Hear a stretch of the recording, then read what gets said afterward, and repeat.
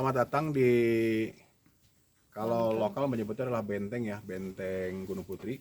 Tapi kalau dari strukturnya ini disebutnya adalah bunker ya.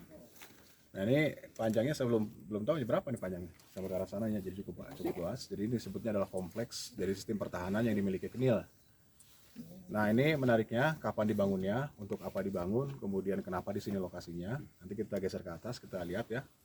Tapi ini saya mengatakan dulu buat teman-teman semuanya.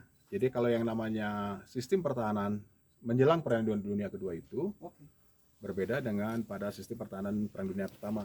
Kalau pertama itu sebutnya benteng. Kalau benteng itu ada sesuatu yang diamankan di bagian dalamnya. Ada pasukan, rumah tangga, dapur. Sumedang mereka benteng maya. Itu sifatnya adalah benteng. Jadi sesuatu yang diamankan, kemudian ada pasukan, ada personil di dalamnya untuk tujuan tertentu.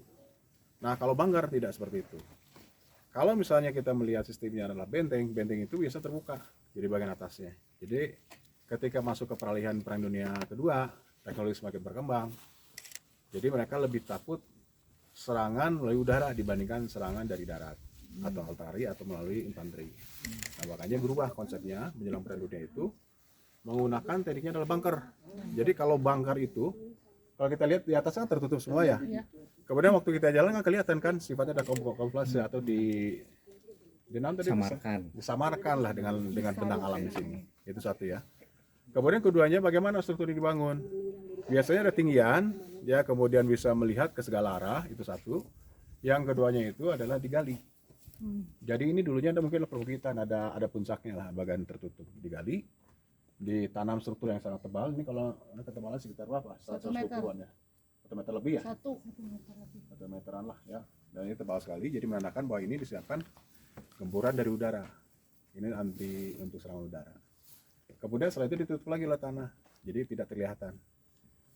Nah fungsinya apa? Satu itu biasanya untuk titik pengamatan. Yang keduanya di bagian atas disiapkan ada sistem meriam lah, meriam anti untuk menyerang serangan pesawat udara. Di atas ini ya. Jadi ketika serangan mereka akan lari semuanya ke sini, bersembunyi, kemudian dia akan naik lagi ke atas. Gitu ya teman-teman. Nah ini kalau dilihat di dalam, kalau betul ya kader olehnya. Sepatunya dibukanya. Ohnya. Sok. Teh, hadir teh. Angkat aja rumah sendiri ayo. Sok. Pakai ya sepatunya ya, sok. Benar normal ya. Nah ini teman-teman ya, ini yang di atas ini dulunya itu diperkuat oleh pipa besi baja ya. Nah ini kan hilang nih. Ini pipa besi baja ini ada yang nyabut. Iya, betul. Jadi dulunya itu sebagai penguatan kalau misalnya dia menerima hantaman dari bom ya. Jadi makanya ini diperkuat lagi. Nah kemudian yang menariknya apa? Coba kita perhatikan bentuknya melengkung ya. Jadi kalau misalnya tekanan dari atas dia akan menyebar si energinya itu ke arah sampingnya. Jadi menandakan memang ini disiapkan kalau terjadi serangan udara. Nah itu paling banyak ya serangan udara. Jadi ketika menjelang perang dunia itu sistem militer kita itu sudah berubah.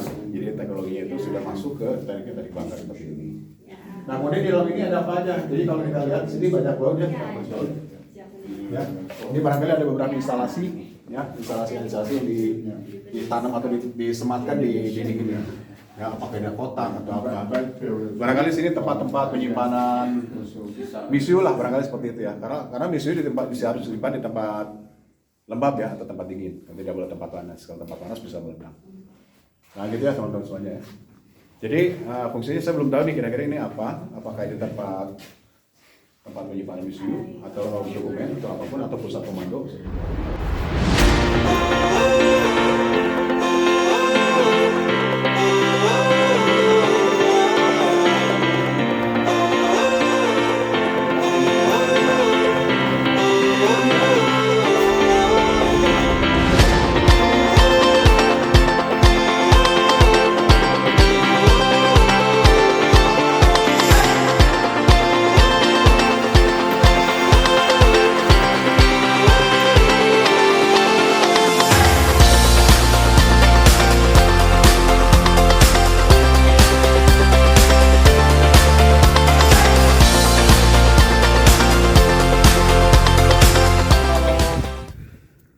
Sekarang kita orientasi dulu ya, orientasi lokasi. Jadi kalau kita akan melihat itu berarti utara ya.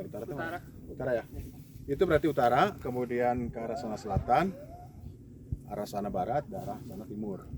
Nah ini kalau misalnya kita lihat dari Google Earth ya, atau Google Map, ini adalah titik tinggian. Jadi Lumajang ini kalau kita lihat itu titik tingginya di sini. Nah kemudian keuntungan apa kalau ada titik tinggi? Jadi kita itu bisa melihat hampir 360 derajat, baik itu ke arah Lembang yang ada di selatan ataupun ke arah utara, ke arah Purwakarta atau di daerah Subang. Nah ini menariknya itu ya. Nah kemudian ini ada satu struktur teman-teman semuanya ya. Ini ada sumur, jadi ini bukan sumur bakar-bakar jagung, bakar ketan ya. Jadi ini ada lubang ventilasi barangkali ya. Jadi barangkali ini ada tutup lagi ke atas, kemudian tertutup, jadi tidak ada air hujan yang masuk ke dalam. Mungkin ini bagian tutupnya sudah hilang. Itu satu ya. Yang keduanya dimanfaatkan untuk apa? Dan tentunya persis ada di bawah kita ini. Ini ada struktur bangunan ya. Ada bunker lagi di bawah sini. Jadi bunker-bunker di bawah ini itu mengambil oksigen atau udara dari sini. Dan kemudian kiri kanan semuanya tertutup. Fungsinya untuk apa? Karena menjelang Perang Dunia Kedua itu sistem teknologi pertempuran itu berubah. Jadi semua itu menggunakan pesawat udara. Jadi makanya kenapa benteng berubah menjadi bunker. Jadi ketika pesawat melintas udara itu nggak kelihatan ya si posisi bunker. Kemudian kalau misalnya berikutnya, kalau ketahuan nih sama titik tim pengintai barangkali ya, karena ada intelnya juga, dari sebelah sana kemudian dikasih titik, kemudian dibom. Nah ketika dibom itu juga ada beberapa bom yang sifatnya itu adalah bom kimia, menggunakan bom kimia, berbahaya juga. Jadi artinya satu bunker itu bukan hanya kuat oleh dihantaman bom, dan termasuk kuat oleh sistem sirkulasi udara, memiliki sistem sirkulasi udara. Nah ini barangkali salah satu sistem sirkulasi udara yang digunakan kalau semua tertutup ya. Jadi ada satu konsep yang dibikin oleh sistem militer Belanda saat itu, pada saat Bandung akan pindah, pemerintahan kolonial Belanda akan pindah ke kota Bandung. Yaitu sekitar 1911 lah. Yang pindah apa? Satu si pembuatan itu tuh, yang pembuatan misu yang ada di Pindad. Nah itu dipindahkan dulu. Gunung Sate mulai dibikin. Kemudian beberapa lokasi penting sudah dipindahkan. Nah termasuk ini. Ketika pindah, termasuk garnison yang ada di Cimahi dipindahkan semua. Jadi artinya apa? Bandung disiapkan sebagai basis pertahanan. Bagaimana cara mempertahankan Bandung? Dibangunlah ini. Jadi dibangun mulai dari 1911 ya. Bahkan mungkin lebih tua lagi, 1880-an. Sudah ada satu konsep untuk mengamankan Bandung dari daerah tinggian. Dan kemudian konsepnya berubah. Jadi bukan lagi serangan infanteri, tapi serangan melalui udara. Karena saat itu serangan yang paling efektif dalam sebuah penyerangan itu bukan melalui darat, tapi dari udara. Nanti kita ketemu lagi di Charterstelling. Bagaimana Jepang itu menggempur Kenil ya dari udara tuh, kocar-kacir semuanya pada lari. Baru Jepangnya datang. Itu menarik nanti sudah di charter.